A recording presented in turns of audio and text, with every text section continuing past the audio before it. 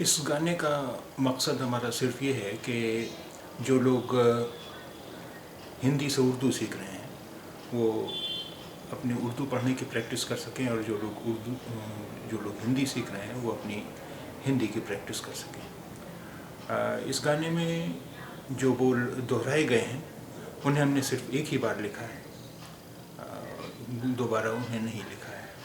तो आइए सुनते हैं ये गाना और उसके साथ साथ पढ़ने की मशक भी करते हैं, हिंदी और उर्दू दोनों।